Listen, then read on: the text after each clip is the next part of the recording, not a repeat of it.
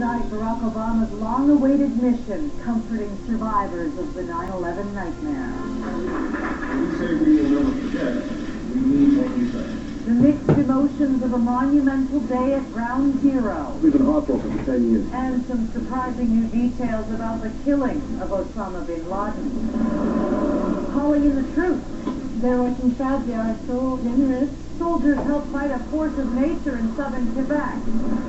And this is what it looks like when hope floats. It was going to be destroyed. We had to do whatever it was going to take. A new calling for an old church. They're recycling a fabulous piece of history.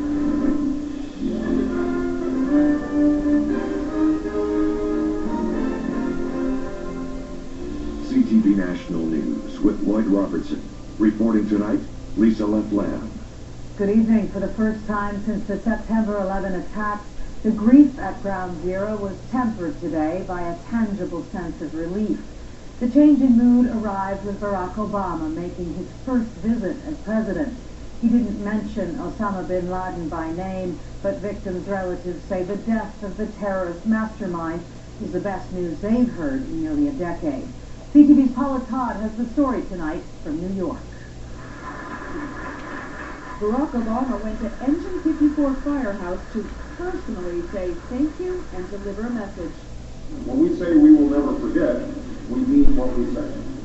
This firehouse suffered the heaviest losses on September 11th. 15 men died that day. I could see that the president was clearly touched by the sacrifices and by the stories that the firefighters told him. In a city still scarred almost 10 years after the attack, Obama's visit was more than symbolic. He acted as the commander-in-chief, and I'm very proud to be an American, and he did the right thing. It represents something that we've been waiting for 10 years. To me, it's very important. Under a bright, sunny sky, Obama laid a wreath of red, white, and blue flowers to honor the more than 3,000 people who died. The president prayed silently in front of the survivor tree, a pear tree that somehow kept growing after being pulled from the smoldering wreckage of the World Trade Center. Obama did not make any public comments, but spoke privately with 9/11 families. It was just a very amazing moment in our life. He was awesome. We've been heartbroken for 10 years. It's the first bit of good news that we got that the murderer was brought to justice. The solemn scene at Ground Zero was a sharp contrast to Monday night, when New Yorkers spontaneously celebrated the death of Osama bin Laden. New York Senator Chuck Schumer says it's given the nation a boost in the war on terror. We now know we're going to win it. So we feel good about all of that, but there's a hole in New York's heart. Obama left New York as he arrived to cheering crowds. Obama's visit was more than a public relations victory. He built more acceptance of the killing of bin Laden, and he's reignited America's appetite to continue the fight against terrorism. Lisa? It's true, Paula. That fight certainly does not die with bin Laden, but his death seems to have really revived Barack Obama's image. Did you feel that connection there at Ground Zero? Absolutely. The crowds erupted. They went wild when he finally came out of the ceremony. There were shouts of 3 cheers and thank you. He has been criticized today, though, for not showing enough emotion. But the survivors, the relatives of the victims of 9/11, he met with them privately, and they said he hugged them warmly, and they believe that they saw his heart. So it's a fine line to walk, Lisa, between crass politicking and caring, but he seems to have finessed it. An important day.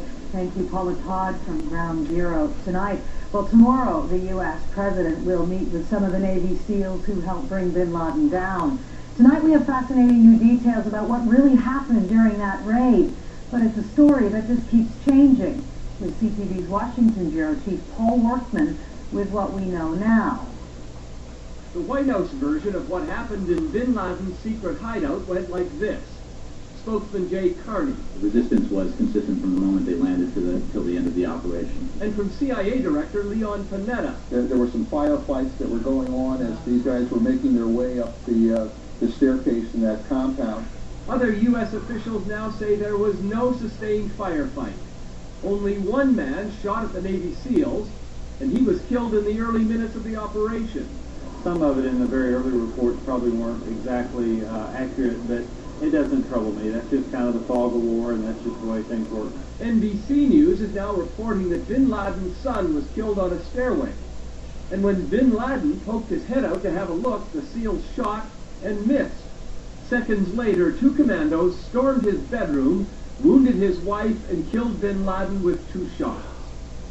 We're also learning more about the helicopter that had mechanical problems and had to be left behind, but only after the commando team blew it up. And why was that? Because military analysts believe the SEALs were using something rumored but never seen before, a stealth Black Hawk helicopter. One of the things that really stands out is they have a little disc over the rotors, which is really designed both to baffle the sound and to deny radar signature. This is what a normal Black Hawk sounds like. This is the sound of an experimental version of a stealth chopper. People in the neighborhood never heard it coming until it was directly overhead. Officials have already analyzed some of the documents found in bin Laden's compound. They show he considered attacking U.S. rail lines to mark the 10th anniversary of 9/11, but there is apparently no evidence that plot is active, Lisa. Sterling, thank you. Paul CTV's Paul Workman in Washington tonight. Well, an alleged al-Qaeda operative was arrested today, along with 2 others, in the terror attack last week in Morocco that killed 16 people, including 1 Canadian. 21 people were also injured in the cafe bombing in the main square of Marrakesh. The 3 suspects are Moroccan nationals. No group has claimed responsibility. Days and days of rain in a rural area south of Montreal have led to flooding so severe the Army's been called in to help out. Hundreds of soldiers showed up today, and while they can't do anything about the weather, they are definitely boosting morale. CTV's Montreal Bureau Chief Geneviève Vauchemin reports. In the battle against the rising river, fresh troops, 650 soldiers are being deployed to the flood zone, lending a hand. Here, sandbagging to stop the water from destroying a senior's residence. We need some help. You know, we have so many to do today. It's a welcomed mission in friendly territory. It's really different from Afghanistan, and it's really fun to be able to help people in our province, in our country. And Premier Jean Charest asked for the Army's help after what he says are the worst floods since the devastating torrents in the Saguenay region in 1996. Yeah, I would have loved to have been able to say that these floods are going to recede, but now the water's actually going up. So people are going to have to be patient, and I wish I had better news. In some areas, the Richelieu River overflowed its banks back on April 23rd. Since the water has crept into more and more homes and businesses, and with no drinking water, no bathroom facilities, more and more are being evacuated. And while some residents have lost the fight to save their property, others want to stay to keep pumps going. But they are battle-weary. Many wish boots had hit the ground sooner, that the Army had been deployed days ago. But they welcome the extra hand. Since today, we were filling our own bags and bringing them home. So this is the first day that we actually had some help. In some areas, rain is expected right through until Saturday, and so there's plenty of sandbagging, plenty of work left for the soldiers to do. And once the river recedes, it will leave behind the damage, the lost homes, and the next battle, the massive cleanup operation, will begin. Geneviève Vauchemin, CTV News, Saint-Blaise-sur-Richelieu, Quebec. People in Manitoba are still fighting back floodwaters. Rising water levels are threatening homes along the Assiniboine River west of Winnipeg, where homeowners are busy reinforcing dikes or building new ones. And in New Brunswick, the St. John River has filled its banks in low-lying areas. People in some parts were warned today they may have to leave if the situation gets any worse. Cleanup crews are facing an enormous job in northern Alberta, mopping up after one of the largest oil spills in Canadian history. A crack was discovered last Friday in the Rainbow Pipeline near Peace River, about 500 kilometers north of Edmonton. Nearly 5 million liters of oil spilled from the ruptured pipeline. That's enough to fill 2 Olympic-sized swimming pools. Officials say the leak is contained, but people living nearby are skeptical. CTV's Janet Durst has more. In northern Alberta, this once pristine wilderness is now soaked with oil. 28,000 barrels of crude leak from a pipeline forming a slick 800 meters long. It's in the water and several meters deep into the ground. Those who live near the spill are worried. I still have a headache, like it comes and goes. In Little Buffalo, 12 kilometers from the leak, the local school remains closed after reports children were sick, nauseous, disoriented. Veronica Okamo says her 6-year-old has been asking questions. Asked me why his legs were hurting, and he asked me if it's because of the oil. The company, Plains Midstream Canada, concedes there is an odor, but insists it cannot find evidence that it's making people ill. The monitors at the site have detected no hydrocarbon levels above Alberta ambient air quality guidelines.